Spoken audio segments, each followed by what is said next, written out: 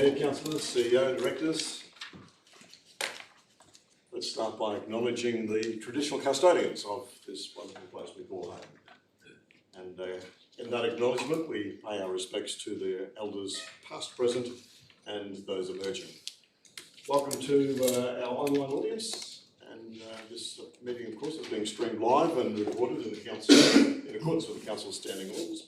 Welcome to the members of the public gallery today.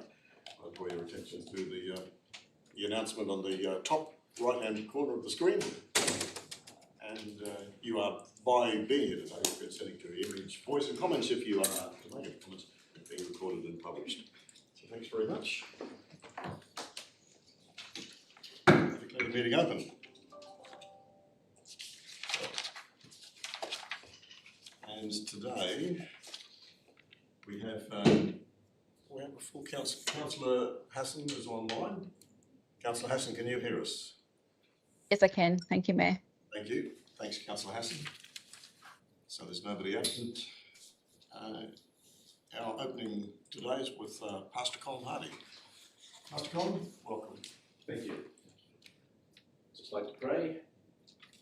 I give you thanks, Lord, for the commitment of our councillors and all in this room. We just pray your guidance on them as they continue their dedication to the care and development of our wonderful community here. So we pray this and commit this meeting into your hands, and may there be some good results as it come out of it. So we pray this in Jesus' name. Amen. Thank you very much. Thanks, Pastor Colin. So there's nobody absent on council business. There's no apologies. Any condolences? No condolences, council. Thank you. Conflicts of interest? Any conflicts of interest to declare today? No conflicts of interest. Thank you. The confirmation of the minutes of the meeting of the 30th of October have been circulated. Would somebody like to move to be adopted? Councillor Mackay moves, seconded by Councillor Payton. Those in favour? Any against? The motion is carried. Thank you. The business arising out of those minutes are page 5 of your agenda. They've all been completed. Your Worship, can I ask a question? Yes, you can. Thank you. I just wanted to ask, in the business arising 11.1.1, where I spoke last meeting about the social media campaign regarding the reinsurance pool.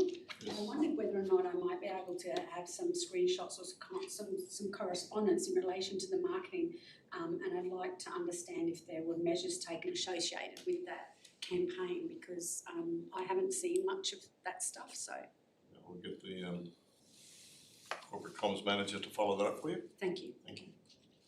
All right, let's move on. No more minutes, so we move into the consideration of committee reports and recommendations at 10.1, Livability and Social Inclusion Strategic Advisory Committee. The draft minutes are in your agenda. Are there any questions? So we move Councillor May. Councillor Johnson moves, seconded by Councillor May. Councillor Johnson. Thank you, Mr. Mayor. This month's Livability and Social Inclusion meeting was very productive with a packed agenda. We're excited to share that the committee has finalised the Livability Pulse Survey, which will be made public after today's meeting. The survey is a valuable touchpoint for the community between the Livability Census in 2023 and the upcoming census in 2025. It gives us a chance to hear from community on their thoughts and needs in real time. Another important update was on the progress of the updated Inclusive Communities Action Plan 2023 to 2027. It's great to see Council's commitment to this initiative. The action plan is key to bringing everyone in our community together to help us achieve our vision of becoming the best region for both livability and livelihood. And I want to take a moment to thank our officers who have worked on this plan and the ideas around implementation. All your hard work does not go unnoticed and is very much appreciated. And finally, this morning, we had the privilege of presenting the North Queensland Sports Star Awards to our local recipients who unfortunately couldn't attend the October Sports Star Awards event in Mount Isa. And it's always a pleasure to see our local sport role models recognised for their talents and achievements. And I'd like to congratulate our runner-up award recipients again. Thank you. Thank you very much, Councillor Johnson. Speaker against? Any other speakers? No other speakers. I'll put that motion then. Those in favour? Any against? The motion is carried unanimously. Thank you.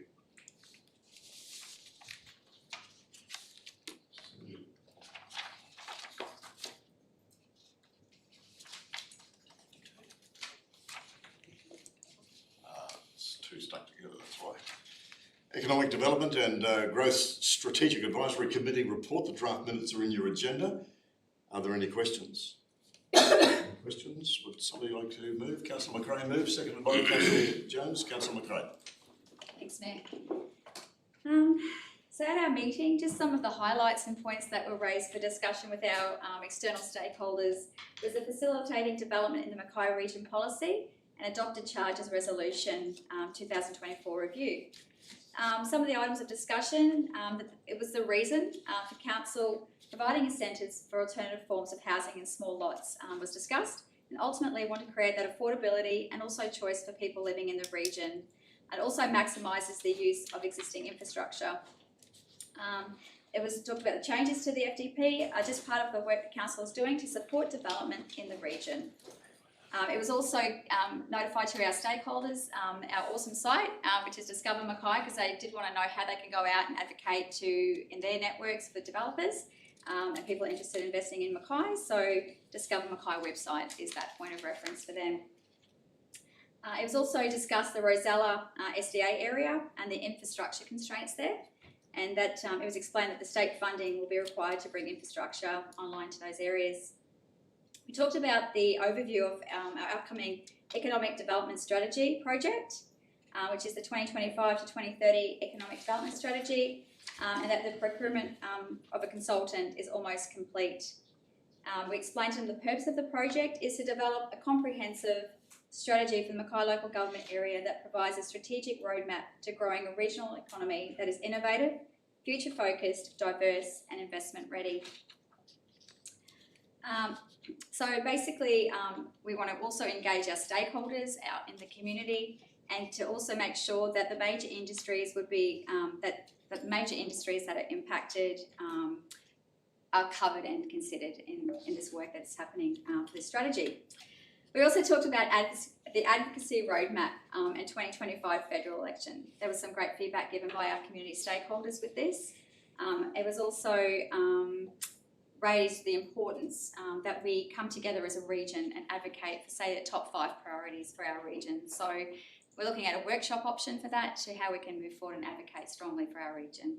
Thank you. Thanks, Councillor Mackay. Speaker against? Any other speakers? I'll put that motion then. Those in favour? Any against? Motion's... Sorry, Councillor Bella, did you vote? Yeah, okay. Motion's carried unanimously. Thank you. 11 in correspondence and officers' reports. I table my report for the month. Are there any questions? Thank you, Your Worship. I just noted that you had a meeting with Craig Doyle, and I just wondered if you could tell us a little bit more about the meeting regarding the large private community housing. There's not much, just to say that it was tabled. He was fishing for interest in this area, and it's not council to drive the interest, but if the private investor was able to come to the area, would we be keen to talk to him? Yes, we would.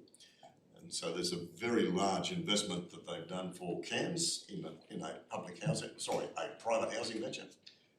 But it is private investment that they've supported as well. So it was just seeing if there was any interest in, would we be interested in talking to them?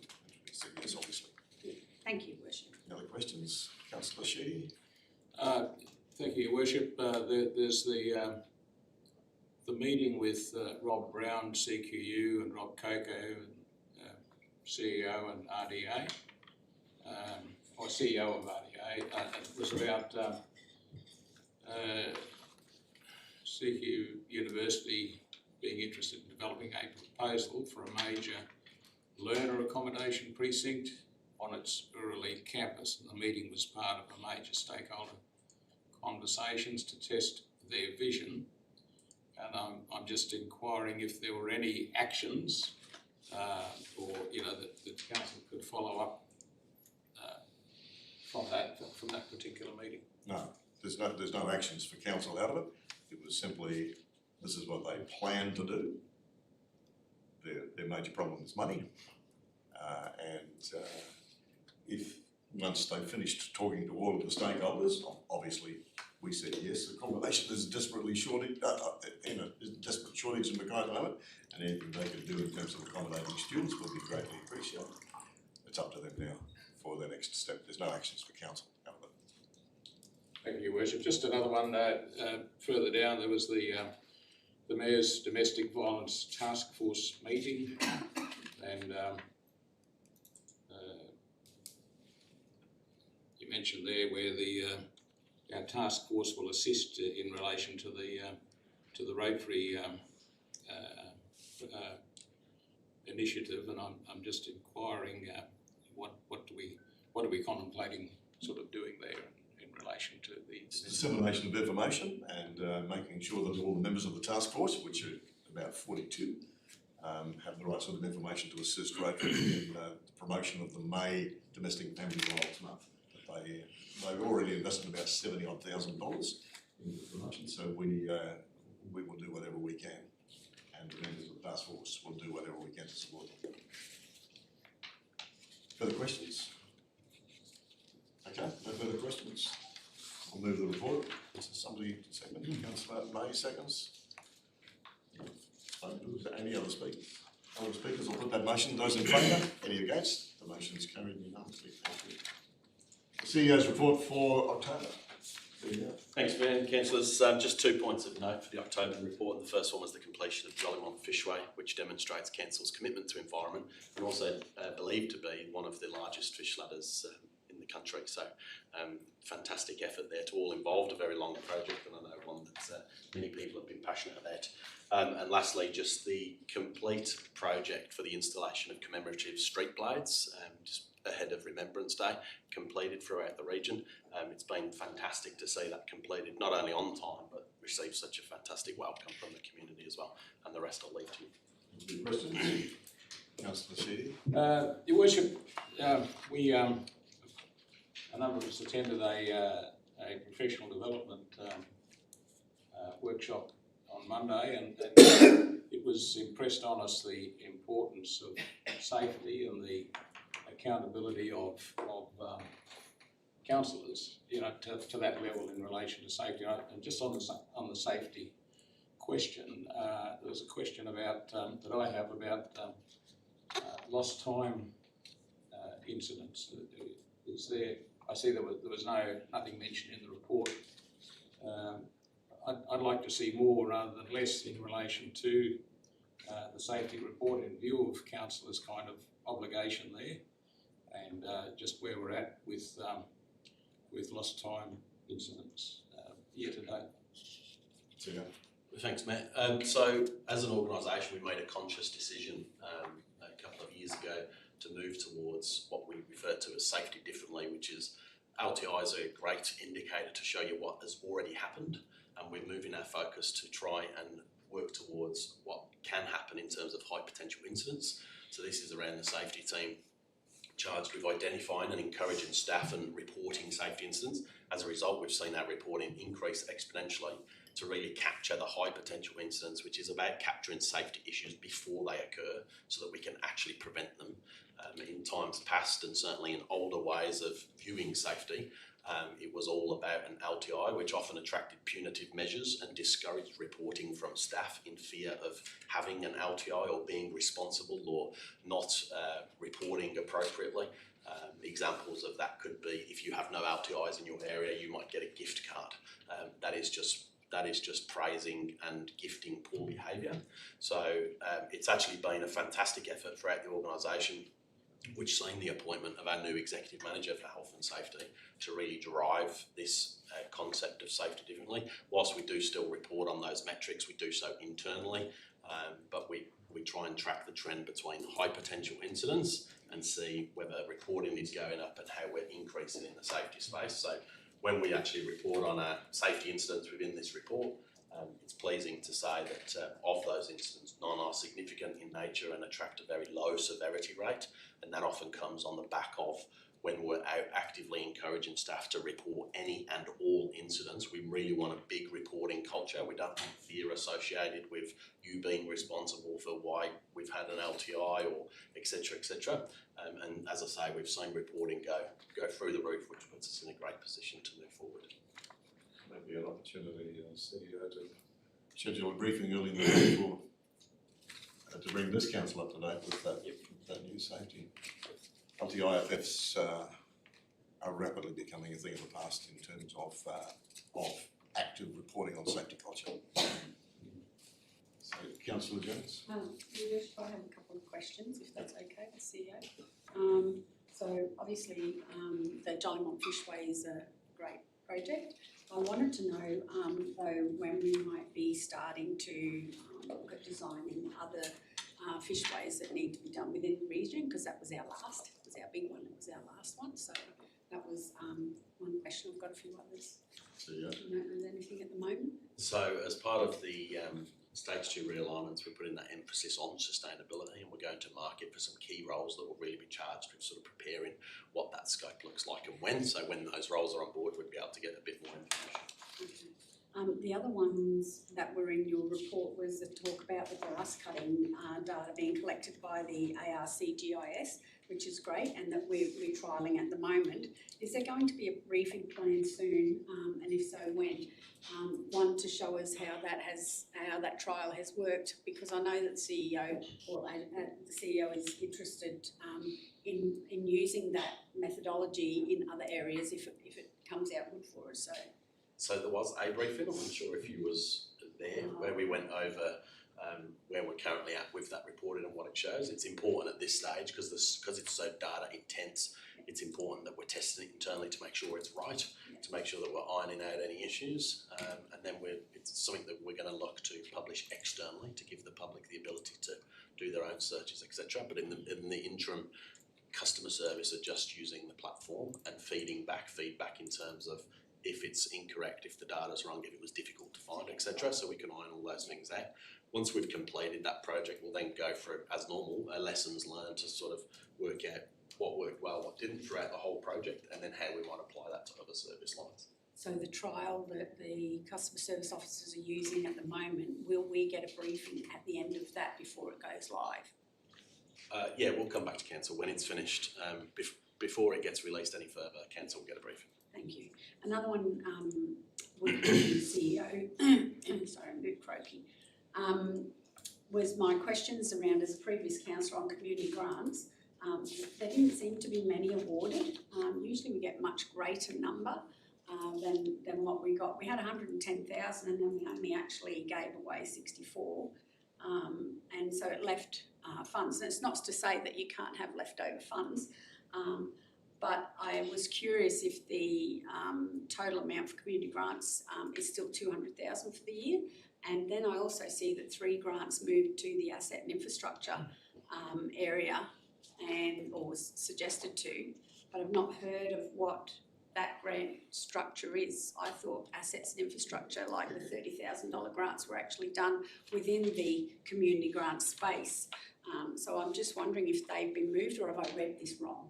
I'll defer to the director for the explanation on the funding.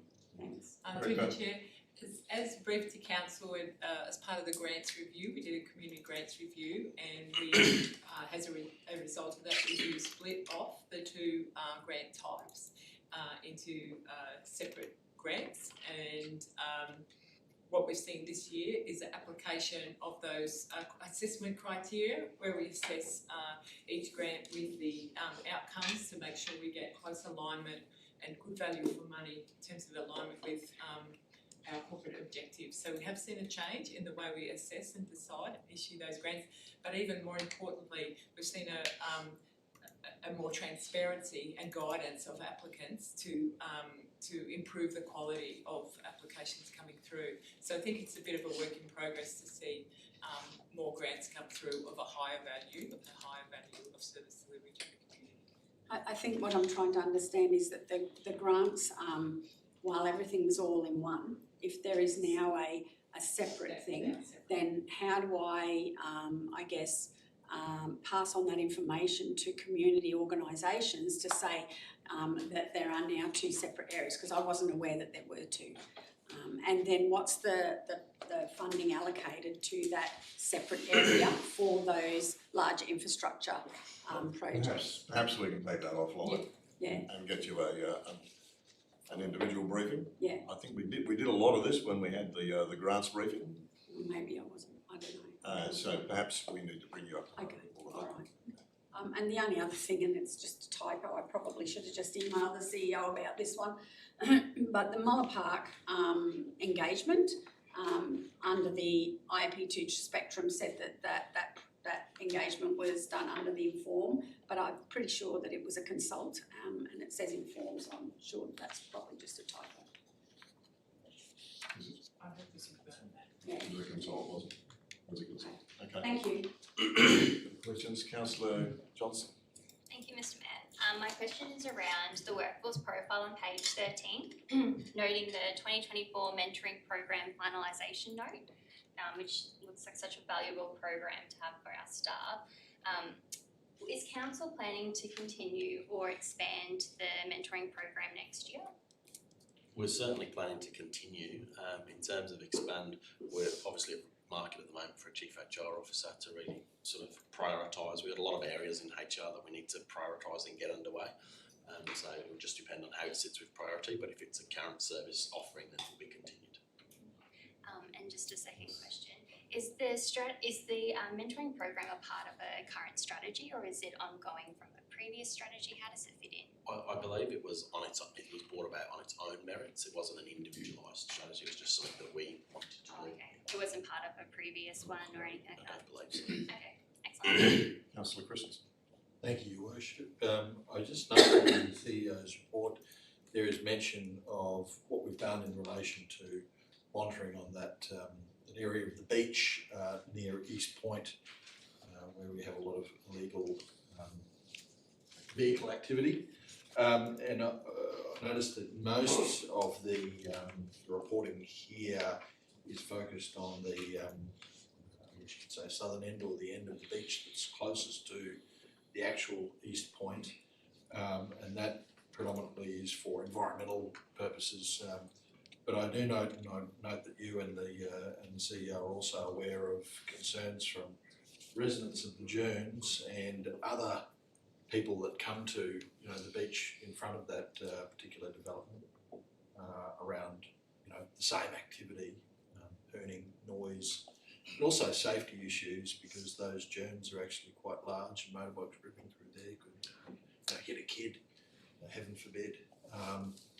So I know that there were certain requests from the residents there for council to, do certain things with that area in terms of signage and policing, and I understand some of that is done, but I was wondering if the CEO could further embellish upon that.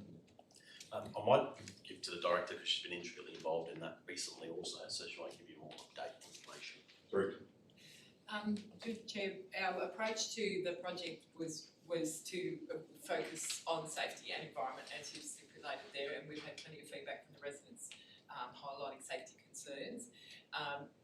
We haven't tried to bite off more than we could chew. In the first focus is actually trying to prevent access in that in the furthermost reserve there, on the other side of the new fence, beyond the new fence, to stop access into that fenced area. But we've also done a very much an integrated program, working very closely with PPS, who've given us tremendous support in the early phases of the project to do joint patrols, to get education out to the community, and to try and stamp out some of that illegal motorbike use, which is really unsafe on those beaches. And so it's just a ongoing battle that we have. Obviously, not every time the residents escalate those matters to the police can the police turn up there within the time that the residents would like. So we just try and do our best to collect the intel in the background. We try and collect as much evidence as we can remotely using our cameras, our hidden cameras, and try and piece together that to try and capture those offenders and issue the fines. We have issued in excess of 20 fines for illegal activities out there over the time of this season. So as well as I say, that integrated education, lots of media, and lots of work with those key stakeholders like PPS. Can I just ask to follow up from that, Your Worship? Yes. Has there been any pursuit of any criminal charges for people who've vandalised our fence? Not to my knowledge in terms of criminal charges. No, just issued the on-the-spot fine so far. I'm not sure we've actually captured any footage of that being committed, because because that would be really relying on capturing that adequate evidence. But if we had it, we would pursue it, Councillor Christian. I think, Mayor, also it's safe to say that when those fines are issued, they're issued in the presence of QPS officers as well. Is that correct? Most, I would say, CEO, most of the fines we're issuing are remote, and that was a deliberate strategy for the safety of our officers to not put them in conflict situations. We don't do on the spot enforcement because unless we're with the police. Yes, that was the point I wanted to make. Look, it's a continuing issue, and we are going to go down and have a look since we've heard everybody together. But from my own eyes, I've observed four-wheel-drive motorbike actually accessing the beach through the public property at the back end, that is the southern end of the private land. Yeah, and getting onto the beach and ending up back in front of the residents. So it's not stopping them from getting onto the beach before the residential properties, it's stopping them getting onto the beach after the residential properties are driving back this way. So it's a huge problem. The signs just don't seem to do anything in terms of stopping people. Got good photographs of no vehicles past this site sign. Massive vehicle tracks just recently made. So, but they're the ones we're capturing on camera. And so 20 fines, they're $800 each, those fines. So at some stage or other, it's going to have to start sinking in. Through the chair, but I might also add anecdotally through a stakeholder like Mackay District Turtle Watcher on that beach every morning, they are reporting a reduction in activity. So whilst we are hearing a lot from the Dunes residents and they're very frustrated, we are also hearing that there is a reduction in activity out there. So our approach is working to some extent. My final thing, Your Worship, my worry on that front is that perhaps some of the illegal activity is moving from that area closer to the residential area. So it might be a game of whack-a-mole almost, but you know, with $800 a pop, we probably will whack a few miles. Okay. Further questions? Councillor Sheedy. Yeah, just on page 45, we've got the customer contacts and there's some reference to the KPIs and mentioning that across council in October, 80% of customer requests were responded to on time. I'm just wondering, how do we measure on time? What's the? It's a KPI, isn't it? Director. Yes, so that is within the established KPIs. I don't recall off the top of my head exactly what they are, but essentially what happens is all inquiries that come through the contact centre are put into our pathway system and they are tracked through the pathway system and we're able to draw metrics from that. So it'll be correlating back to whatever that established KPI is, which I'd have to take on notice because I don't know that one off the top of my head. They vary depending on the service. They're predetermined based on the specific service that's being delivered and captured in pathway, so we're able to report against them. Perhaps you might let the councillor know what those KPIs are. Sure, thank you. Thank you. Sorry. The service level agreements that range from anywhere from 1 day to 80 days and they vary across all the services and operations. Appreciate that, that'll be good. Further questions? All right, would somebody like to move the report's adoption? Councillor Jones moves, seconded by Councillor Patton. Councillor Jones. Thank you, Worship. I just wanted to quickly raise, on a positive note, the East Point. So it's great to see that Council is taking a stance regarding East Point, and it has been abused for many, many years. And I actually now want to go into the future, and I just can't wait for the moment in time where there is a formed road to allow public access, that the Dunes development is completed, and I hope that between now and then that our staff don't have to endure too much pain in regards to what happens down there, because I know that they do a really great job. So thank you. Thanks, Councillor Jones. Speaker against? Any other speakers? I'll put that. Councillor Mackay speaking for. Thank you, Mayor. I just wanted to also reiterate what the CEO said about the red poppy feature of the new street blades. I too have received such positive feedback from the community, so it's just wonderful to see that initiative taken for our community to recognise. It's just a really positive thing for our community. I was also able to attend the First Nations Trade and Talent exhibition at Harrop Park there. And it was just great to see that supported by our community and to see that happen for the first time. So it was a really great event, and to see our council on there supporting as well. It's great. Just also to mention of the Resource Centre of Excellence Stage 2. To attend that was great to see that getting underway and to bring a new industry into the Mackay through the critical minerals. I think that's a really great thing for our region. So it's great to see that unfolding and looking forward to seeing that completed. Thanks very much, Councillor Mackay. Any other speakers? I'll put that motion in. Those in favour? Any against? Motion is carried. Thank you. 11.1.3, Delegation of Authority, Infrastructure Charges. This is pretty well straightforward. In the officer's recommendation, number 3, an infrastructure charge headworks contribution under, need to take out the word of, shouldn't be there. So we'll take that out. Are there any questions around this, Councillor May? Yeah, 2 questions I've got, Your Worship.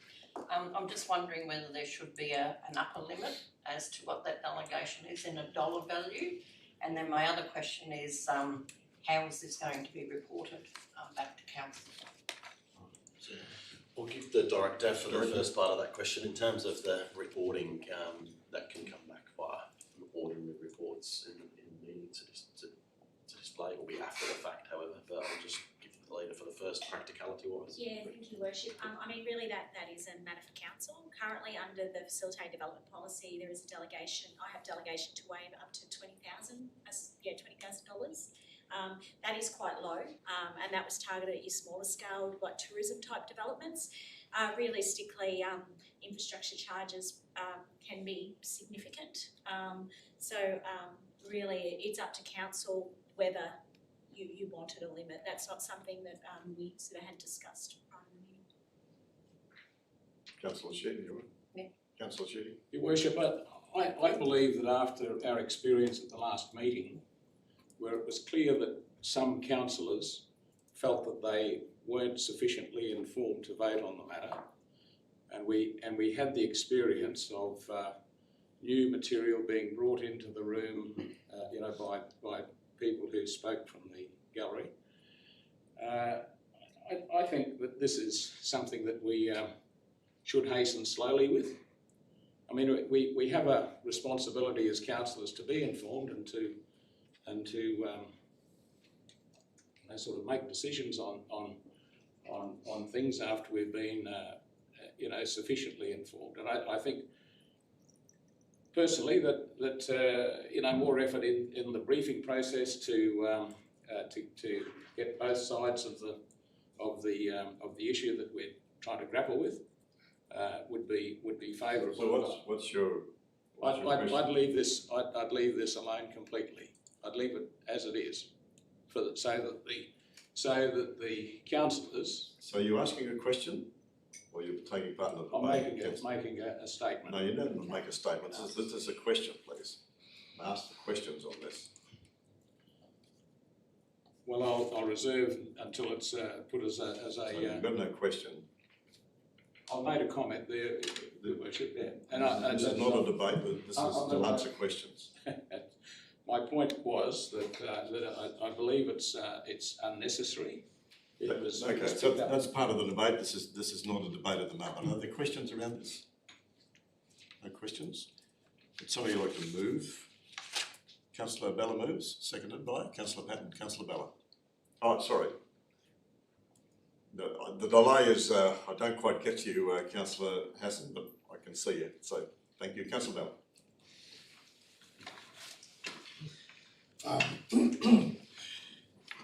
The bringing forward of this motion serves the purpose of leaving us in the role that the Act has for us, in a strategic role, not in an operational sense.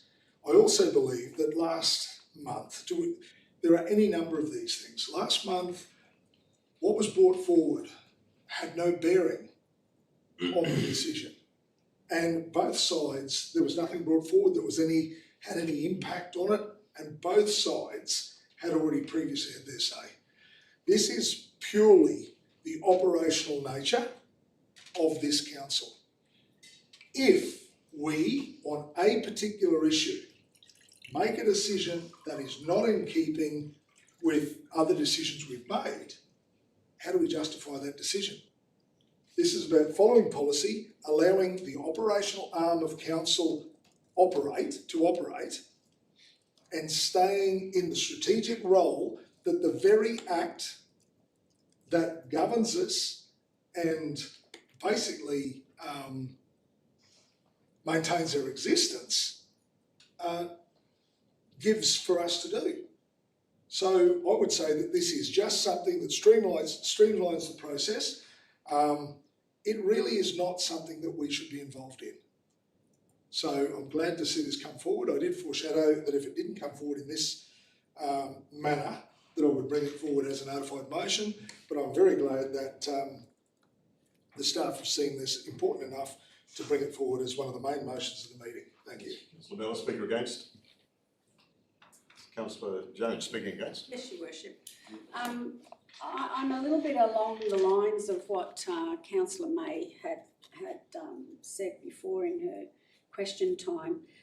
You know, how do we know about these requests when they get done under delegation? Up to what dollar amount do we know as councillors, and how do we know what the overall amounts are being waived?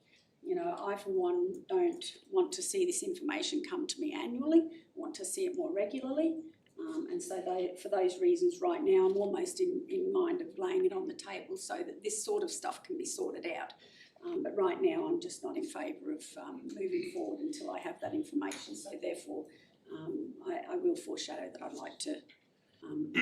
Foreshadow. Sorry, not foreshadow. I would like to use a procedural motion to lay the matter on the table. Procedural motion to lay the matter on the table. Thank you. Until such time that the 2 months, oh actually no, it'll have to be next year, won't it? There won't be enough time this year. So maybe let's say the March meeting. Until the March meeting. Yeah, give enough time for everybody to get back on board. Consideration. Thank you. Procedural motion to lay on the table until March. Those in favour? Any against? Councillor Bella is recorded against. Councillor Hassan, how did you vote? Sorry. Against, Mayor. Sorry? Against. Against, right. Thank you. There's 2 against. All right, lays on the table until March. The adoption of Council Policy 11.2.2, and this is the naming of infrastructure assets. Policy number 090. Are there questions, Councillor? On this one? Legislative delegations. 11.2.1, legislative delegations. Are there questions around this one? No questions. Somebody like to move? This is a legislative requirement. It's recommended that the council adopt the proposed delegation registrations. Question. Question? Yes. I'm always going to ask it and answer it. I'm aware that there are some legislative delegations that are here that really probably don't apply to Mackay Regional Council, but I understand that maybe because we're just adopting whatever has been put to us by the legal department. Yeah, in toto. Okay. Any further questions? Someone like to move? Councillor May moves, seconded by Councillor Bella. Councillor May? I think it's fairly straightforward. Yep. If there's no speakers against, okay, I'll put that motion. Those in favour? Any against? Motion's carried unanimously. Now, 11.2.2, the adoption of Council Policy number 090, which is the naming of infrastructure assets. Once again, fairly straightforward. Does anybody have a question? Somebody like to move? Councillor Johnson moves, seconded by Councillor Corolla. Councillor Johnson. Thank you, Mr. Mayor. It's great to see this policy updated and brought back to Council for adoption. I wanted to highlight the key change in the policy being Council's commitment to making reasonable efforts to inform surviving family members when there are significant changes or decommissioning of an infrastructure asset named in memory after someone. While it may not be possible for Council to trace the family behind every applicable infrastructure asset, Council is committed to making reasonable efforts to consult with families whenever it is known and possible. This change in policy demonstrates our commitment to meaningful community engagement and is important in ensuring our policy direction is clear and transparent.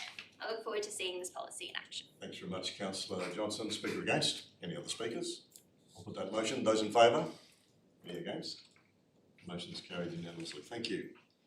11.3 now, community services and the adoption of the 2023-2024 annual report. Are there questions first of all? It's a requirement under the Local Government Act to adopt an annual report within a month after receiving the Queensland Auditor's report from Council. And that's why this comes today. See, are there no questions? Okay, see, if there's no questions, all right. Somebody like to move? Councillor May moves, seconded by Councillor Patton. Councillor May. Thank you very much, Your Worship. It's, as it is, it's a fairly comprehensive report of our activities in the previous financial year. I want to commend the staff on the bringing of this report to this meeting. There's a lot of time and effort that has gone into making sure that it is accurate and making sure that we meet all of our legislative requirements, and of course in how it's presented then to the community. So we've got a very easy to read document that if you're looking for anything specifically that we've undertaken in the last 12 months, it's easy to find in this report. So thank you very much to all the staff that have played a part in pulling that together. Speaker against? Any other speakers? I'll put that motion. Those in favour? Any against? Motion is carried unanimously. Thank you. 11.4 under planning growth and sustainability. 11.4.1 the Mackay Regional Planning Scheme Policy Administrative Amendment. This is amendment number 2 and it's brought before Council to decide to adopt the amendment. So as you can see under the PSP, there's the amendment 2 is the schedule, and then we've got two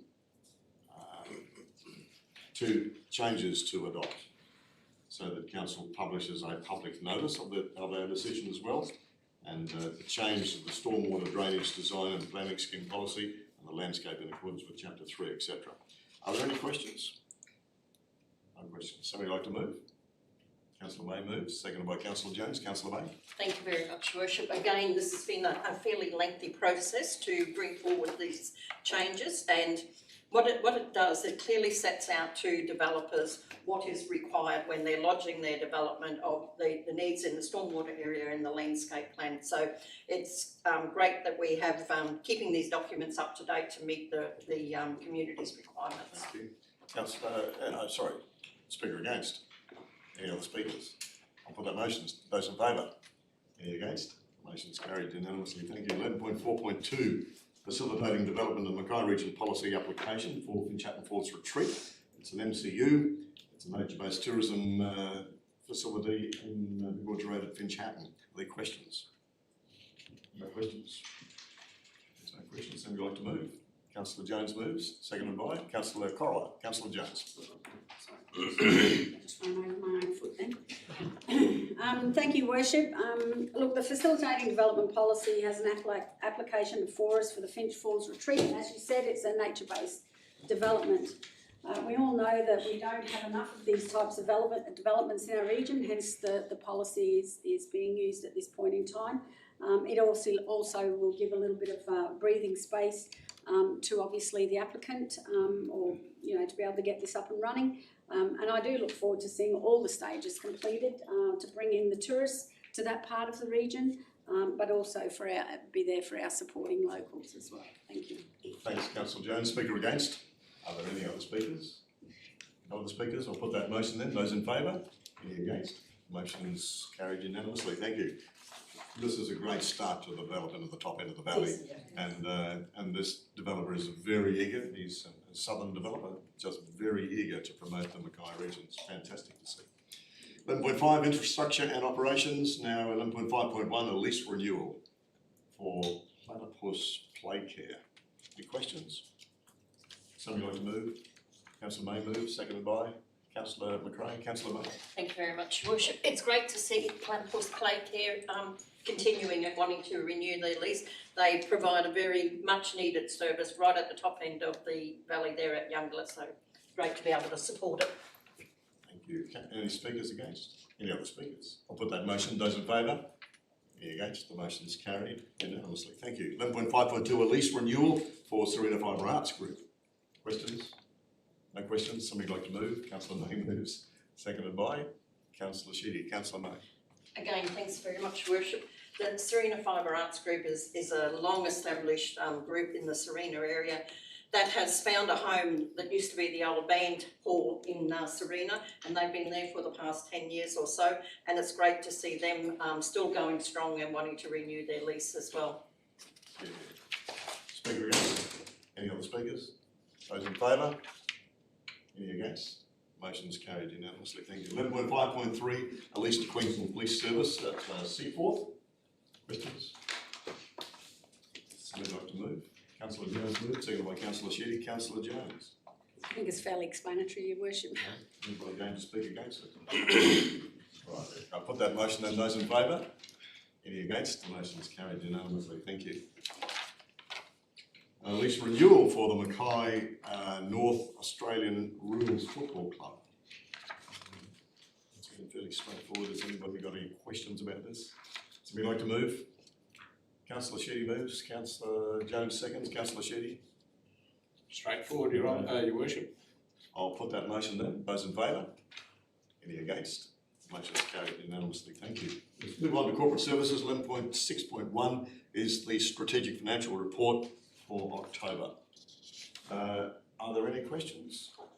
No questions? Director, is there anything further you'd like to say? You have a question?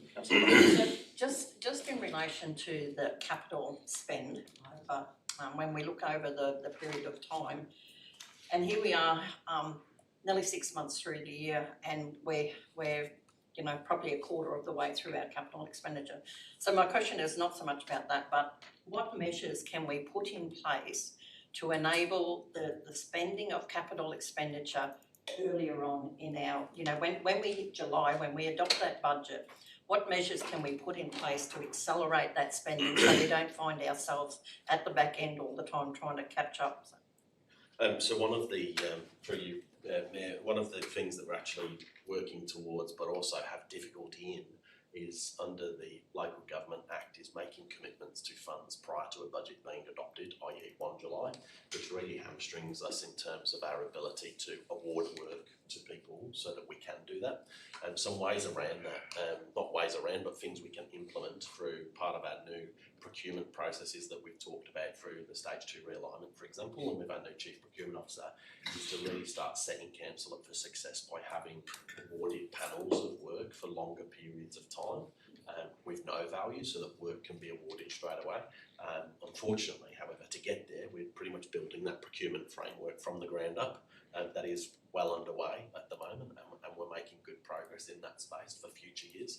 In terms of where this capital is currently at, we do have, the forecasting does show us that traditionally that heavier spend occurs towards the end of January, February, March, with a lot of those funds already committed. So there's no major concerns at this stage, but again, it's always subject to the contractor last minute telling us that actually this can't no longer happen. And then we're also subject, of course, when we talk about receiving packages of works, we can't actually commit and expend those funds until we physically have that completed.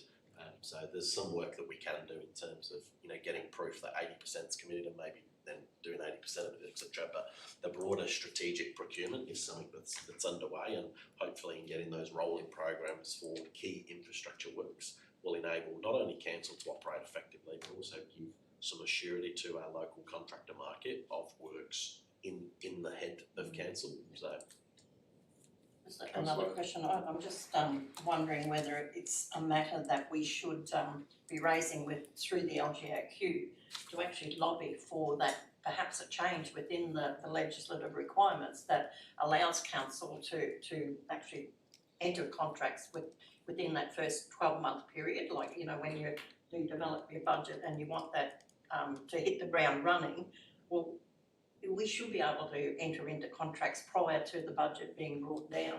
I mean, the council is briefed on what that is likely to be, so it would be. I'm just wondering whether it's worthwhile, taking that up with the LGAQ. There seems to be a willingness within the new government to talk, at least in the first instance, via by the new local government minister about what changes can be made to make council's life a little bit easier. It's a very difficult one to do in terms of the legislation. Committing stuff before a budget is actually brought down, I don't know how they're going to do that, but that's something, and along with appreciation that they're willing to come to the table and talk about. So you're right, and whether we do that via the LGAQ or via individual delegations to the minister from councils, we're certainly talking about that at the the Central Queensland Council meetings, and it's something that we take up as well. Councillor Christensen. Thank you, Your Worship. Just a question through you to the CEO. I know the report states that cash on hand, I think there's a different terminology, I'm just trying to find it, but cash on hand basically has dropped 15 million. I presume that was projected and that is not a concern because there was nothing further in the report indicating that $15 million decrease was forecasted. Director. Very good. Yeah, because our cash position is heavily influenced by when we receive rates. Yes. It is well within our expectations. Second question I had, Worship, related to major projects. While there's certainly covered off on two of the items there that have had unfavourable variances, namely the Northern Beaches Community Hub and the Bloomsbury Water Scheme, which are explained, I guess, in terms of their commencement and the timing of payments respectively. But there are quite a number of other projects that have had unfavourable variances in that list.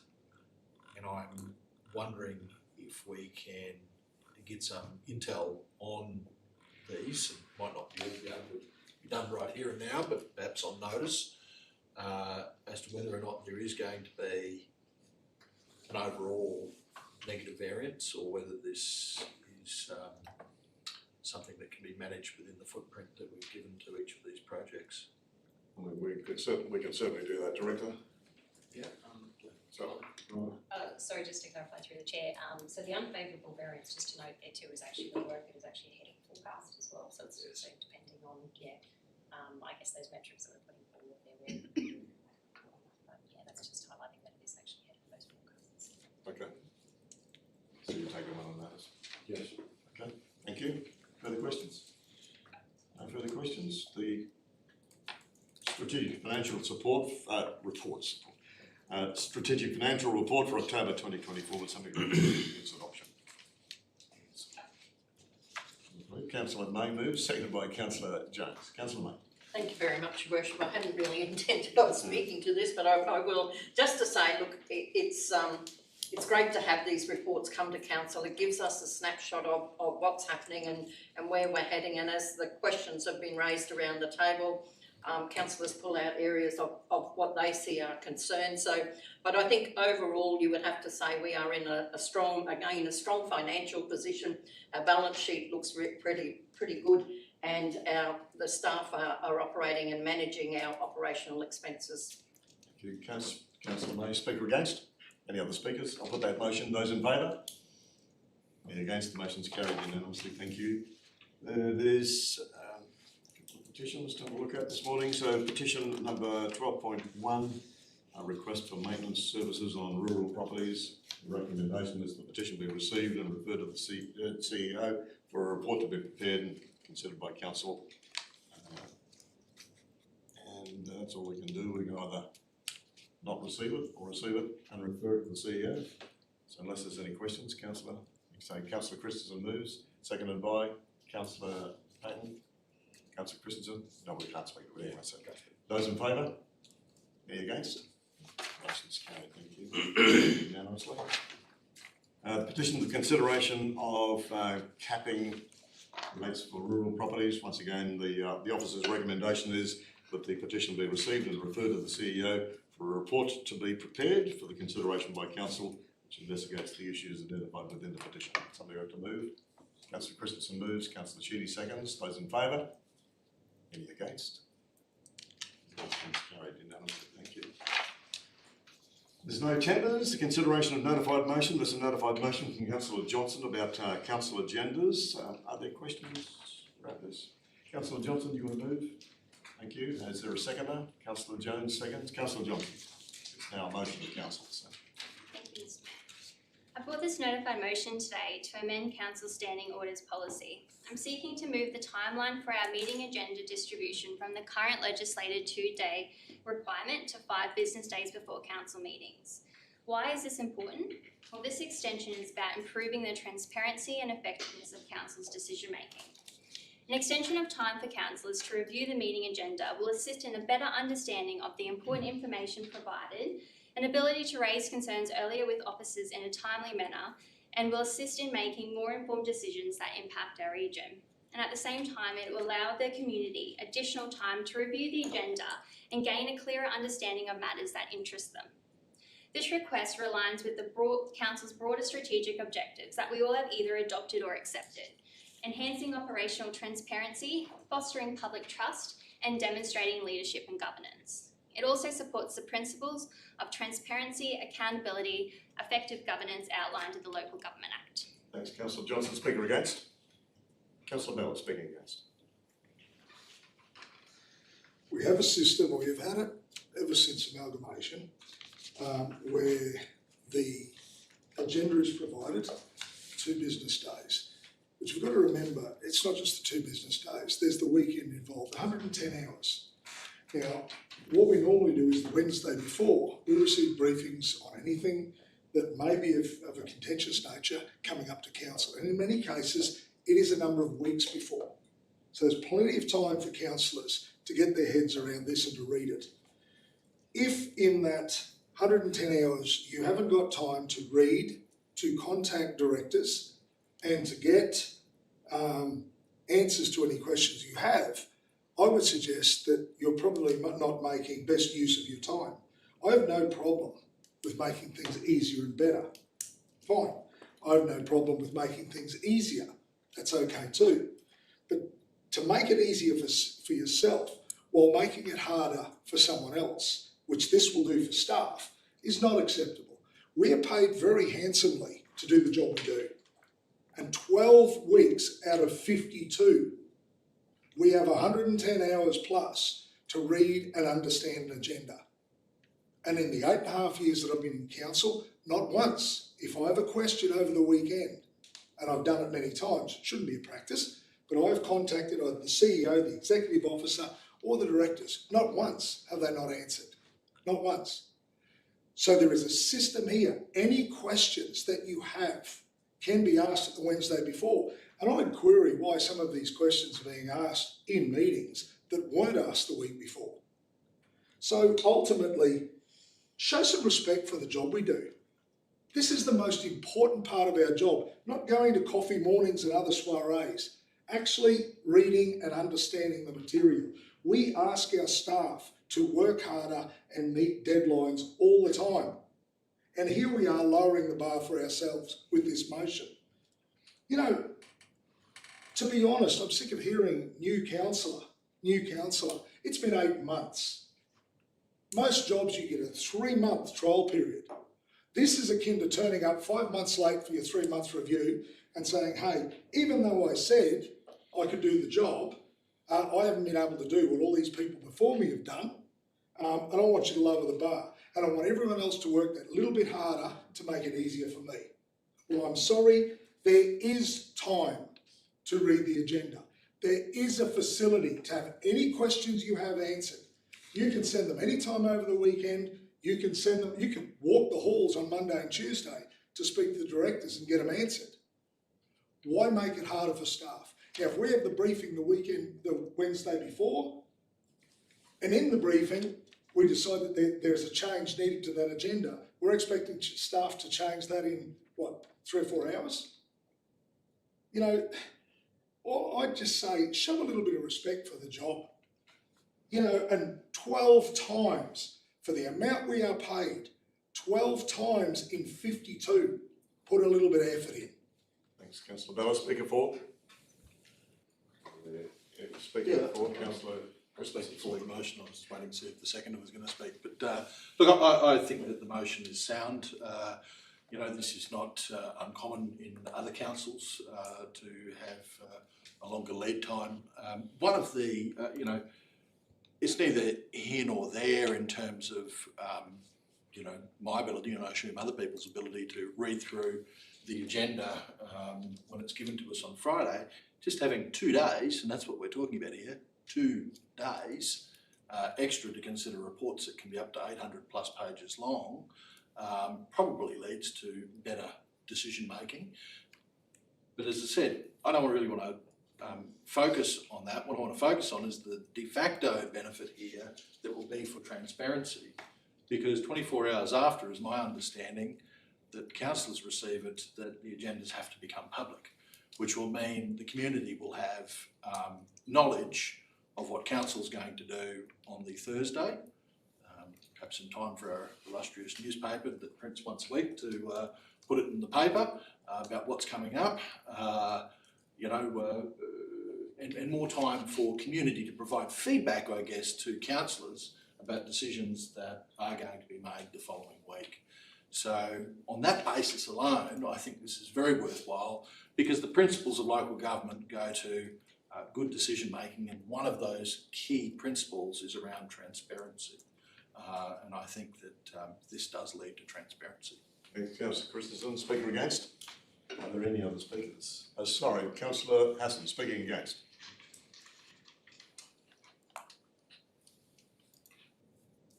Sorry, Worship, sorting the audio. Yeah, sorry, I'm speaking against. I also have some concerns about the workload on staff, and also, you know, it's a standing orders that have been in place for many years.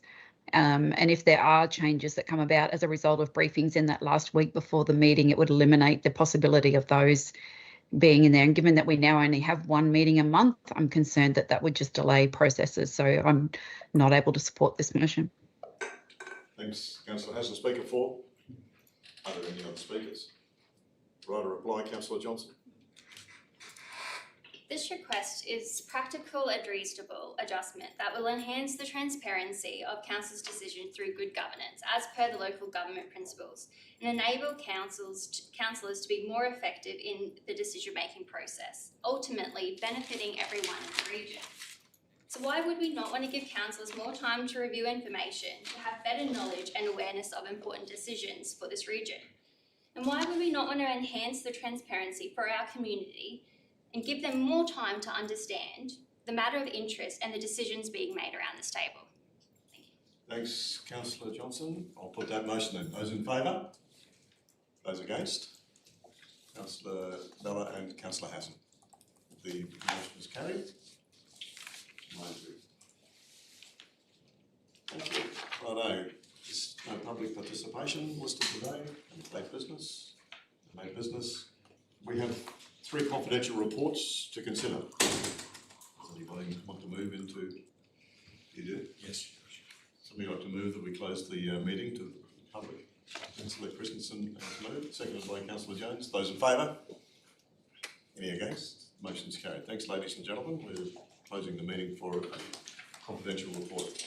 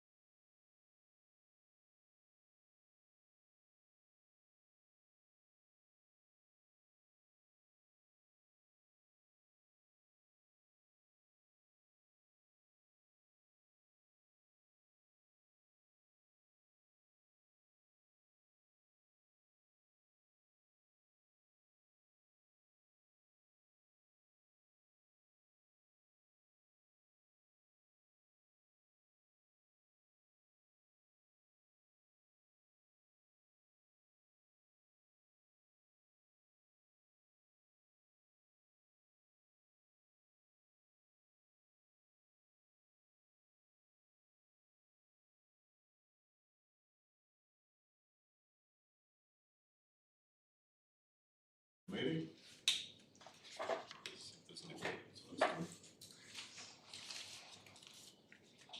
No? We are back on. Thank you. 17.1, the ministerial exemption for disposal of an asset. Would somebody like to move? Councillor May moves, seconded by Councillor Johnson. Those in favour? Any against? Councillor Jones is against. 17.2, the approved concessions under the Facilitating Development of the Mackay Region Policy for October 24. Somebody like to move? Councillor Johnson moves, Councillor May seconds. Those in favour? Any against? Motion's carried unanimously. 17.3, the approved sponsorship under the Invest Mackay Events and Conference Attraction Program for October 2024. Somebody like to move? Councillor Johnson moves, Councillor Patton seconds. Those in favour? Any against? Motion's carried unanimously. Thank you, councillors. Thank you. Yes, there's one thing I need to do before we close this meeting today. And it's a pleasure to be able to do this. Those of you who went to the local government conference would have seen that Councillor May chalked up 20 years in local government. We also have a recognition program in Mackay Regional Council for years of service, and this is to the Deputy Mayor of Mackay Regional Council, Karen May. Not only gets a certificate, gets a gold watch. So you're going to do 20 years. Staff are going to do 25 years before they get a gold watch. But in the significance of the occasion, Councillor May, congratulations on your.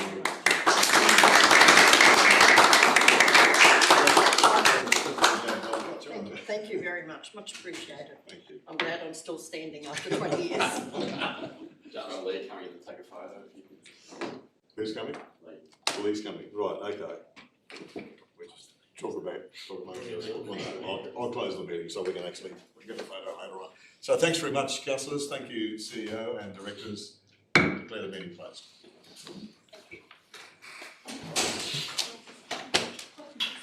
Very nice. Oh, wow.